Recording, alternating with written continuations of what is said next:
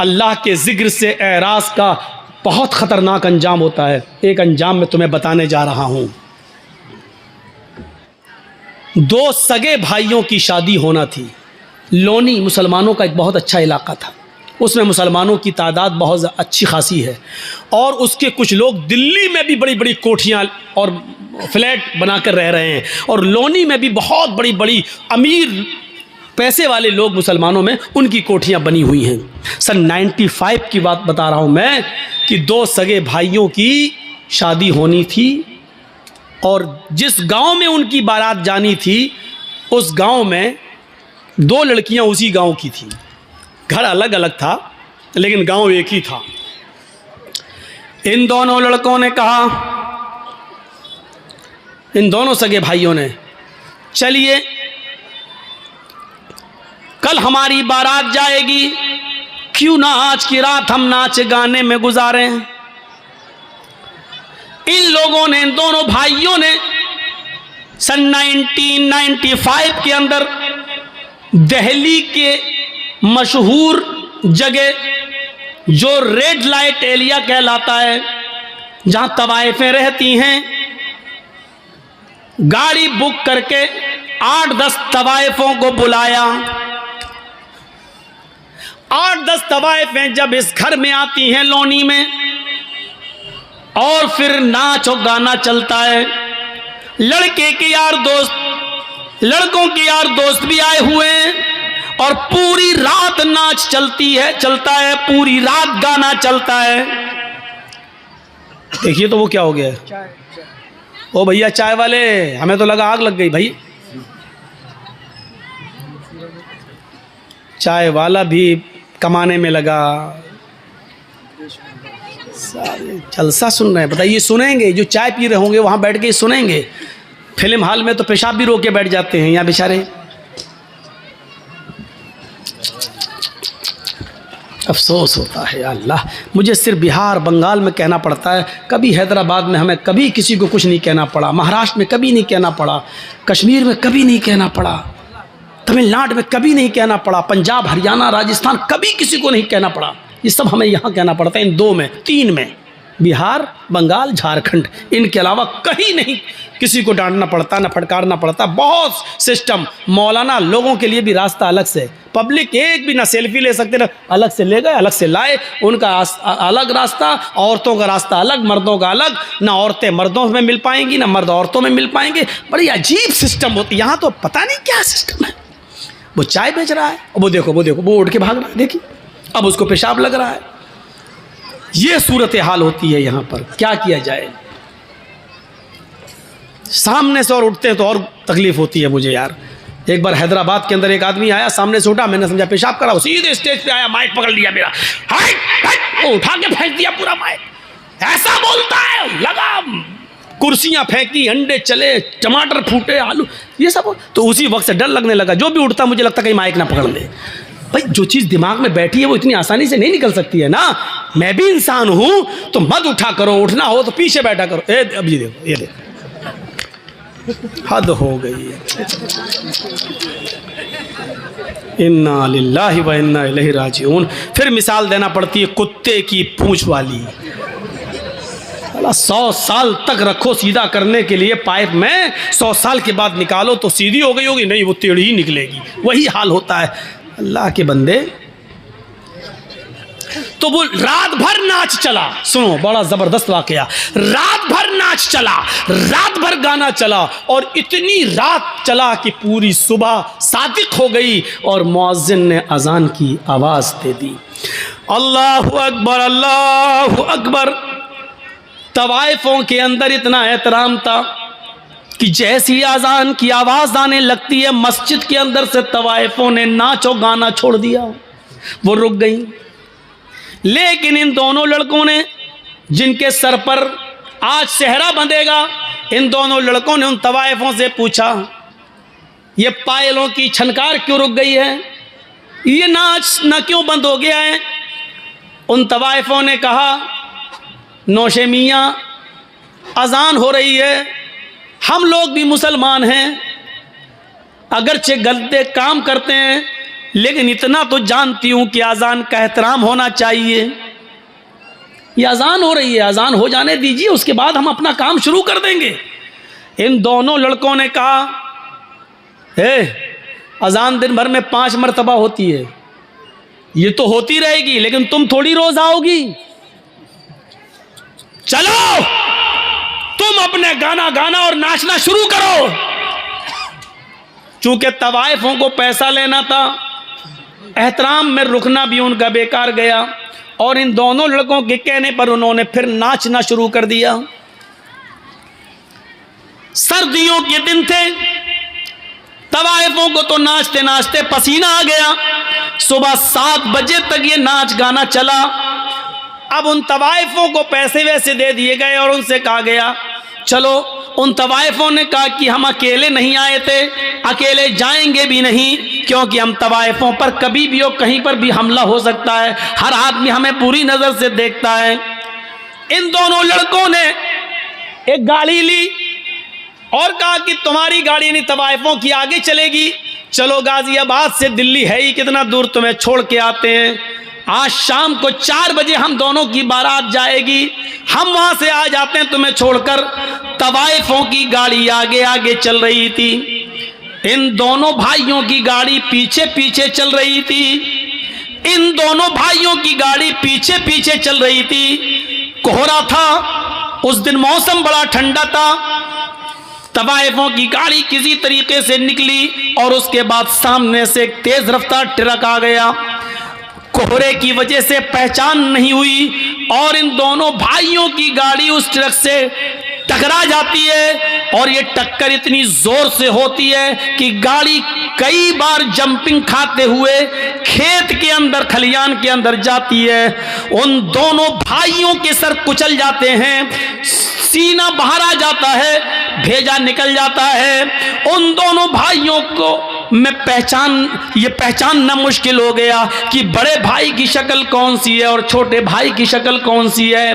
कपड़े जो पहने थे उन कपड़ों की वजह से अलग अलग किया गया कि ये इसका है, ये इसकी है। मेरे प्यारे साथियों, अल्लाह के जिक्र से एरास का अंजाम आपने देखा है क्या हुआ है।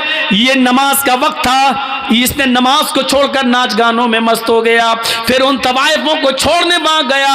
अंजाम ये हुआ कि मेरे भाइयों, अभी शाम को 5, 6, 10 घंटे के बाद इन दोनों के सरों पर सेहरा बंधना था और ससुराल से मिलने वाले कपड़े इनको पहनना थे। लेकिन अब इनके सरों पर सेहरा नहीं, ससुराल से दिए हुए कपड़े नहीं, अब इनके जिस्मों पर कफन पहनाया जा रहा है। गौर कीजिए, थोड़ी देर में कितनी हैसियत बदल जाती है। अभी कुछ देर के बाद इनको ससुराल की तरफ से मिलने वाले कपड़े पहनना थे, लेकिन अब इनको सफेद रंग का कफन पहनाया जा रहा है।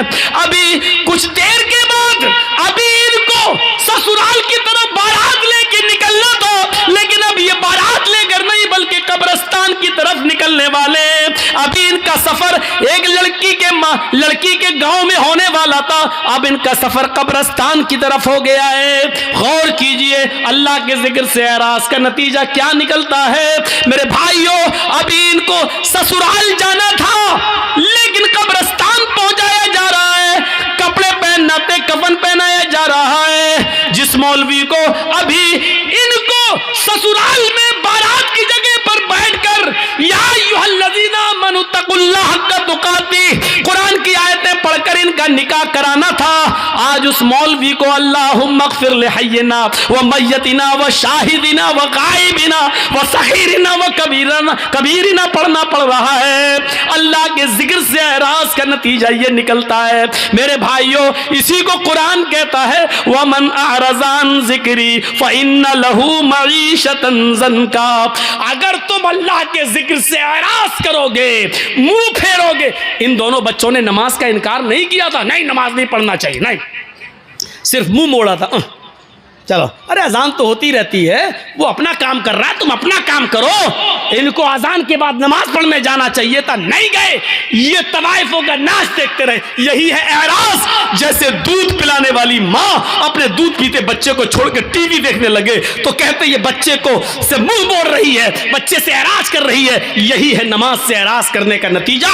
मेरे भाइयों, नमाज वो बिल्कुल छोड़ता हो वो मुसलमान ही कहाँ है। लेकिन ये नमाज छोड़ते नहीं थे, पढ़ लेते थे, लेकिन अजान के वक्त नहीं, अव्वल वक्त नहीं, अजान के वक्त किसी और काम में लगे हुए हैं। यानी नमाज से ज्यादा अहमियत किसी और चीज को देना। मेरे भाइयों, ये एराज करना है, ये एराज करना है। आप या बिना मतलब के बैठे हैं, कुछ नहीं, आप तकरीर सुन रहे हैं, जर्जीस को सुन रहे हैं, आपको ना पेशाब लग रहा है न कोई परेशानी है, लेकिन आपको सिर्फ चाय की लौक लग रही है या बीड़ी की आपको लौक लग रही है, आप उठकर वहां चले गए और बीड़ी पीना चाहते। इसको कहा जाता है तकरीर से एराज, इसको कहा जाता है कुरान और हदीस से एराज। इसको छोड़कर उसको अहमियत दे रहे हैं। इसको कहा जाता है पीठ दिखाना, इसको कहा जाता है मुंह मोड़ना। तो यही उन लोगों ने किया था।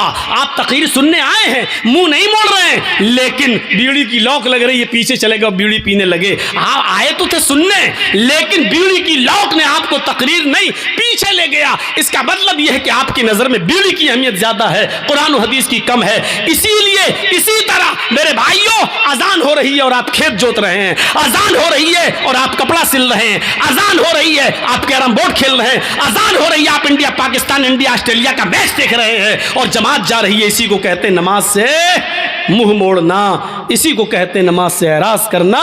और वमन अअरज़ अन ज़िक्री फ़इन्न लहू मईशतन ज़न्का, अगर तुम हमारे जिक्र से, हमारी नमाज से मुंह मोड़ोगे, एराज करोगे, तो हम तुम्हें तुम्हारी रोजी को तंग कर देंगे। और रोजी के साथ साथ अल्लाह ने ज़िंदगी को तंग कर दिया। देख लीजिए उन दो नौजवानों का हश्र क्या हुआ।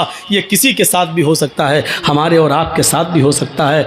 मेरे भाइयों, आप कितने भी अच्छे काम कर लें, लेकिन इतना याद रखिएगा, आखिरी वक्त में काम अच्छा होना चाहिए। आखिरी वक्त में काम अच्छा होना चाहिए। क्या आपको मालूम नहीं? बुखारी शरीफ की उस हदीस को देखिए। एक सहाबी ओहद के मैदान में लड़ रहे हैं, सबसे पहले तीर उन्होंने काफिर पे चलाया, सबसे ज्यादा बहादुरी उसी ने दिखाई। लेकिन एक सहाबी ने अल्लाह के नबी से कहा, अल्लाह के रसूल, माशाअल्लाह, देखो कितना अच्छी तरीके से लड़ रहे हैं, सबसे पहले तीर उन्होंने चलवाया, सबसे पहले काफिर पर हमला उसी ने किया, माशाअल्लाह, देखिए कितना खूब लड़ रहे हैं। अल्लाह के नबी ने फरमाया, हाँ लड़ तो रहे हैं, लेकिन है तो वो जहन्नमी। बुखारी शरीफ की हदीस के सफ़े पर देखिए, किसके बारे में कह रहे हैं? सहाबी के बारे में। किसके बारे में कह रहे हैं? जो लड़ रहा है उसके बारे में, मैदान जंग में। ये सहाबी कहते हैं, मेरा दिमाग चौंक गया। जो आदमी जिहाद कर रहा हो, जो आदमी तीर चला रहा हो, जो आदमी तलवार चला रहा हो, जो आदमी काफिरों में घुस के लड़ रहा हो, और उसको अल्लाह के नबी कह रहे हैं ये तो है जहन्नमी। वो कहते हैं कि मुझे फिक्र हुई किस तरह चल के देखें कि आदमी कैसे जहन्नमी है। देखें तो वो चुपकी चुपकी उसको देखने लगे।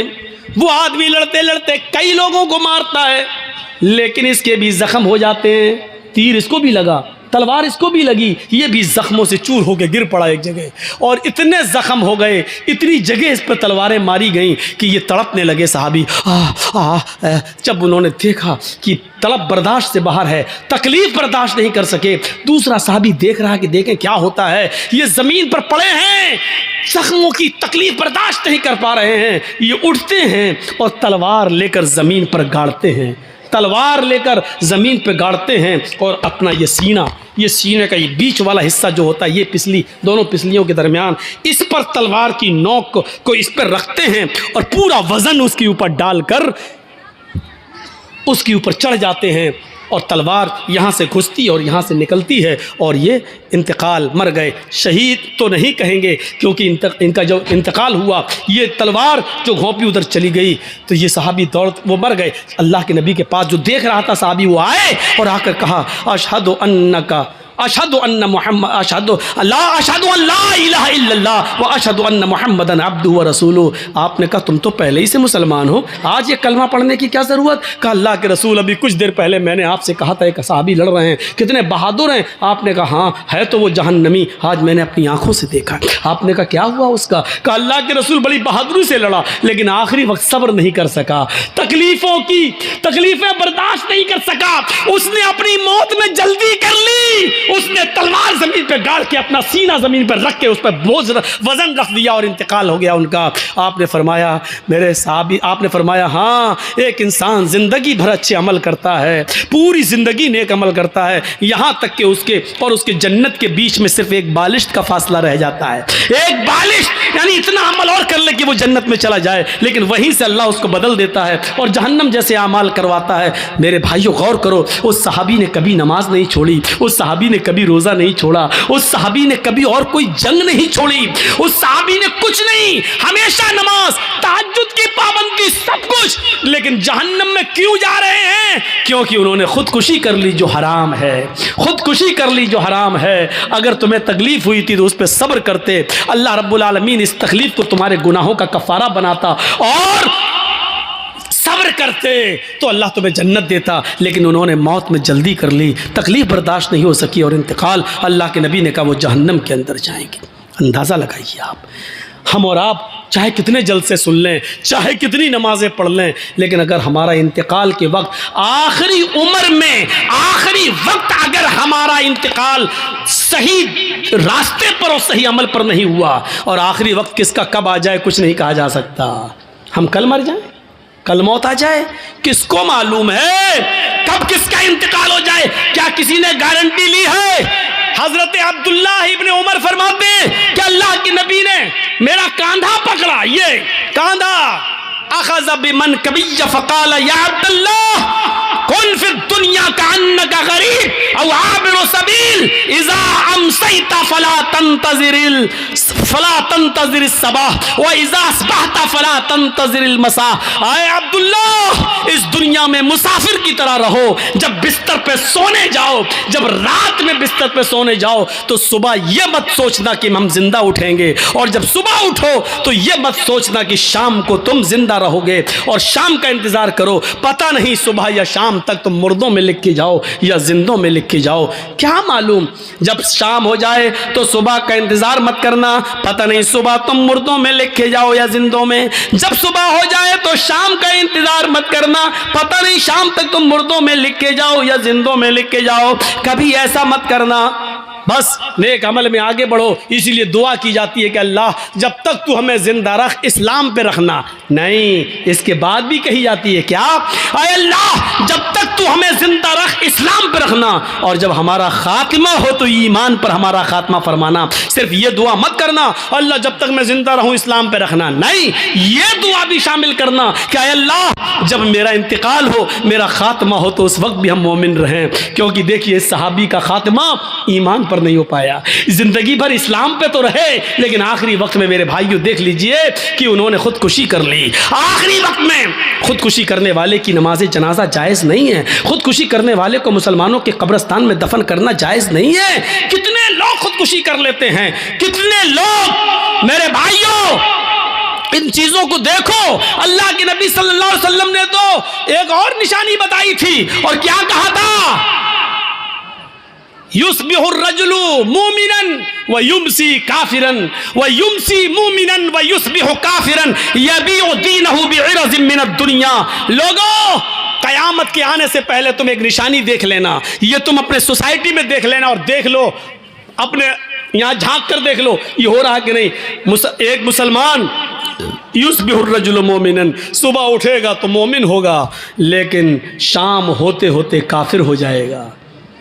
शाम को मोमिन होगा, सुबह उठते उठते काफिर हो जाएगा। ये कौन होगा? युस्बिहु रजुलु मोमिनन, एक मुसलमान सुबह उठेगा तो मोमिन होगा। उसने फजर की नमाज जमात के साथ पढ़ी होगी, फजर के बाद कुरान की तिलावत की होगी, सुबह सूरज निकलने के बाद सदका और खैरात किया होगा, गरीबों की मदद की होगी। लेकिन शाम होने से पहले पहले वो काफिर हो जाएगा। इशारा क्या है? ये सब कुछ करने के बावजूद इलेक्शन में खड़ा है, नेता है, मुसलमान है, लेकिन जिस बस्ती से लड़ रहा है वहां हिंदू भाइयों की तादाद ज्यादा है। उनको खुश करने के लिए और उनका वोट लेने के लिए वो उनके मंदिर में भी जाएगा, टीका भी लगा लेगा और मूर्ति के ऊपर हार भी चढ़ा देगा। मेरे भाइयों, ऐसे लोगों के बारे में फरमाया युस्बिहु रजुलु मोमिनन, सुबह देखोगे कि वो हालत ईमान में उठेगा, लेकिन शाम होने से पहले पहले वो काफिर हो जाएगा।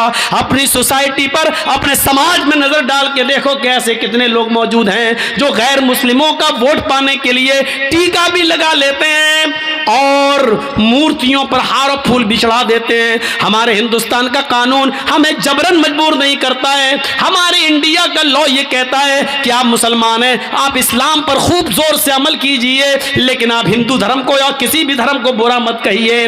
जो आदमी हिंदू है वो अपने धर्म पर खूब कायम रहे, मजबूत रहे, लेकिन वो इस्लाम को बुरा न कहे। ये हमारे भारत का संविधान है, कानून है। किसी हिंदू को जबरदस्ती मस्जिद में लाने को गवारा नहीं करता है, तो किसी मुसलमान को भी जबरदस्ती मंदिर में जाना गवारा नहीं करता है। मुसलमान अपने मजहब पर अमल करें, हिंदू अपने धर्म पर अमल करें। मेरे भाइयों, जब एक बाग के अंदर आम और सेब एक जगह हो सकते हैं, तो क्या एक मुल्क के अंदर हिंदू और मुसलमान एक जगह नहीं हो सकते हैं? जब आम और सेब को किसी से दुश्मनी नहीं हो सकती है, तो हिंदू को मुसलमान से और मुसलमान को एक हिंदू से क्या दुश्मनी होनी चाहिए? अब आप सोचिए और समझिए कि आज हमारे समाज में क्या हो रहा है, हम किस तरफ जा रहे हैं, हमारा इस्लाम के साथ उठना बैठना कैसे होना चाहिए। मैंने आज अमला बारी के प्रोग्राम में मैंने मिसाल दी थी। आप क्या समझते हैं? ये बिजली का खंभा है मान लो, और आम के पेड़ लगा हुआ है आपके बगल में, और हवा चली, दो चार पत्ते टूटे और आम के पेड़ पे चिपक गए, ये बिजली के खंभे पे चिपक गए। तो आप क्या समझे? ये बिजली का खंभा जिस पे आम के 10 पत्ते चिपक गए, तो क्या ये बिजली का खंभा आम का पेड़ हो जाएगा? आप ये आम का पेड़ है, चलो मान लो ये बिजली का खंभा है, एक मिसाल, और ये आम का पेड़ लगा है, और हवा चली, आम के पत्ते टूटते हैं और बिजली के खंभे पे चिपक जाते हैं। 10, 15, 20 पत्ते टूटे और पेड़ पे चिपक गए, खंभे पे चिपक गए। तो देखने वाला कह रहे हैं बिजली के खंभे पे आम के पत्ते, तो क्या वो बिजली के खंभे को आम का पेड़ कहना शुरू कर देगा? और जो बिजली के खंभे को आम का पेड़ कहे वो बेवकूफ है कि नहीं? क्यों? अरे चंद पत्ते टूटकर उस पर चिपक गए तो बिजली का खंभा आम का पेड़ कैसे हो सकता है? तो यही तो मैं आपसे पूछ रहा हूं। चंद नमाजें पढ़ ली, चंद रोजे रख लिए, तो आप पक्के मुसलमान कैसे हो सकते हैं? जब आम के चंद पत्ते बिजली के खंभे को आम का पेड़ नहीं बना सकते, तो आपकी 2-4 नमाजें और 2-4 अच्छे काम और 2-4 रोजे आपको मुसलमान बना देंगे? वाह साहब, कितना आसान है। जिस तरीके से आम के पेड़ पर टूटकर बिजली के खंभे पर चिपके हुए पत्तों से बिजली का खंभा आम का पेड़ नहीं बन सकता, और जो उसको आम का पेड़ कहेगा वो पागल है, उसी तरीके से 2-4 नमाजें और 2-4 रोजे रखने के बाद कोई आदमी किसी को मुसलमान समझता तो वो भी पागल है। अब आम का पेड़ किसको कहोगे? जो अपनी जड़ से भी आम हो, जो अपने तने से भी आम हो, जो अपनी शाखाओं से भी आम हो, जो अपने पत्तों से भी आम हो, और जो अपने फल से भी आम हो, उसको आप कहेंगे क्या? आम का पेड़। तो हम मुसलमान उसी को कहेंगे जो जड़ से, जिसके अंदर इस्लाम घुसा हो, उसके तना भी इस्लामी हो, उसके पत्ते भी, उसका उठना बैठना, लेटना, सोना, जागना, खाना पीना, सब, शादी, नमाज, रोजे, सब कुछ इस्लामी हो। क्या हमारी शादियां इस्लामी हो रही हैं? शादी करके देखिए, जिस बस में लड़के बैठे हैं बारात में जाने के लिए, उसी बस में लड़कियां भी बैठी हैं और ही हा हा हो रही है, लिपस्टिक लगा के घुसी जा रही हैं, लग रहा है जैसे अपने आदमी का खून पी के आई हों। देख लीजिए आप, नंगा नाच बारात में नाचा जाता है, और उसी बारात के अंदर लड़के और लड़की की दूल्हा और दुल्हन की पूरी वीडियो बनाई जाती है। वीडियो। मेरे भाइयों, हम अपने मुआशरे पर ज़रा गौर करके देखें कौन सी चीज़ इस्लामी है। जब हमारी ये चीज़ इस्लामी नहीं है तो हम मुसलमान कैसे बिजली के खंबे को आम के चंद पत्ते आम का पेड़ नहीं बना सकते। हमारी 2-4 वक्त की नमाजें हमें मुसलमान नहीं बना सकती हैं। आम का पेड़ तभी होगा जब वो अपनी जड़ में आम हो, अपने पत्तों में आम हो, अपने फल में आम हो। आप अपने जड़ से मुसलमान हो, आपका उठना बैठना, सोना जागना, खाना पीना, शादी ब्याह सब इस्लामी हो, तब आप मुसलमान कहलाए जाएंगे। इस्लाम के साथ हमारा मामला कैसा होना चाहिए। ये पानी का एक गिलास है हमारे हाथ में, इसमें पत्थर डाल दो। पानी का गिलास भरा है, एक पत्थर डाल दिया, 2 दिन के बाद आप देखेंगे पत्थर भी दिख रहा और पानी भी दिख रहा है। इसका मतलब क्या है, पानी ने पत्थर को कबूल नहीं किया और पत्थर ने पानी को कबूल नहीं किया। 2 दिन के बाद जर्जीस ने पत्थर निकाला और बाहर फेंक दिया, यानी पानी में 2 दिन पत्थर पड़ा रहा, लेकिन जब चाहा तब हमने पत्थर को निकाल के बाहर फेंक दिया। इसका मतलब क्या है कि पानी पत्थर को कबूल नहीं कर रहा है और पत्थर पानी को कबूल नहीं कर रहा है। हमारा और आपका मामला इस्लाम के साथ ऐसा नहीं होना चाहिए कि जब चाहो इस्लाम हमारे अंदर से निकाल दो और जब चाहो इस्लाम से हमें निकाल दो, ऐसा नहीं होना चाहिए। जर्जीस साहब के हाथ में पानी का गिलास है, जलेबी बनती है ना, जलेबी उसमें रंग डलता है ना, कलर। जर्जीस साहब ने रेड कलर, खाने वाला लाल कलर पानी में डाल दिया। अब आप देख लीजिए, पानी थोड़ी देर में 1 मिनट के अंदर लाल रंग का हो गया। पीला रंग डाल दिया, पीला रंग का हो गया। अब आप पानी से रंग को अलग करिए, नहीं होगा, हो जाएगा। पानी में रंग घुल गया, अब आप रंग को पानी से अलग कर देंगे, नहीं कर पाएंगे। और पानी से रंग को अलग कर देंगे, नहीं कर पाएंगे। यानी पानी ने रंग को एक्सेप्ट कर लिया और रंग ने पानी को अपने रंग में रंग लिया।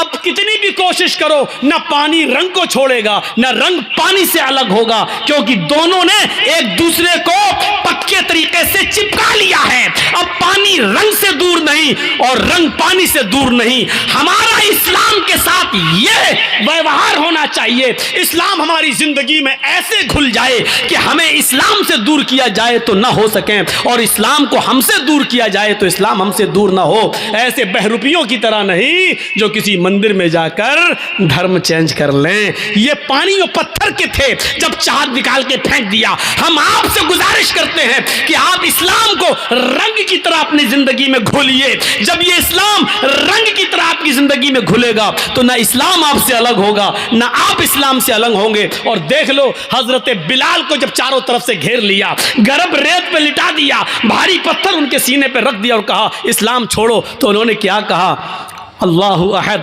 अहद अहद, अल्लाह एक है, एक है, एक है, मैं कैसे छोड़ दूं। वो इस्लाम मेरी सांसों में घुल गया है। जैसे पानी से रंग अलग नहीं हो सकता, पानी को फेंका जा सकता है, पानी को बिटाया जा सकता है, लेकिन रंग को अलग नहीं किया जा सकता। ऐसी बिलाल से रूह निकाली जा सकती है, लेकिन इस्लाम को नहीं निकाला जा सकता। मेरे भाइयों, ये मिसाल पेश की। सुमैया को उनकी शर्मगाह में नेजा दाखिल कर दिया गया, शर्मगाह में नेजा। कह रही है सब्बित कदमी अला दीनिक, मेरे दीन को बचा लेना अल्लाह। ये नहीं कह रही मेरी जान बचा लेना अल्लाह, ये मुझे बहुत सता रहा है, बड़ी तकलीफ दे रहा है, इसकी दी हुई तकलीफ से कहीं मैं इस्लाम दीन न छोड़ बैठूं। अय अल्लाह, मेरे दीन की हिफाजत करना।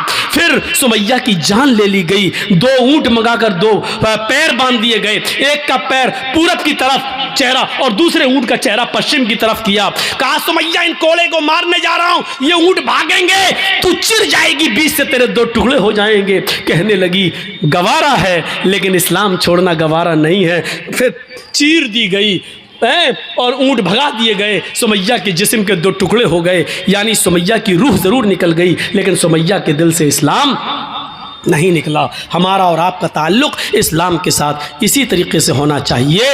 मेरे भाइयों, मुझे बोलते हुए 2 घंटे हो चुके हैं। मैं आपसे रुखसत होते होते इतना कहूँगा, आपसे मुझे अभी लंबा सफ़र करना है और मुझे पटना, और पटना से हमारी फ़्लाइट है, और पटना से हमारी फ़्लाइट है, फिर हमें दूसरे स्टेट की तरफ रवाना होना है। मेरे भाइयों, हम अल्लाह से दुआ करते हैं और दुआ से पहले एक गुजारिश कर देते हैं आपसे कि मैं आपसे रुखसत होता हूँ। 5 मिनट का मैं टाइम आपको स्टेज पे दूंगा। इदारे को जितना चंदा होना चाहिए था नहीं हो सका।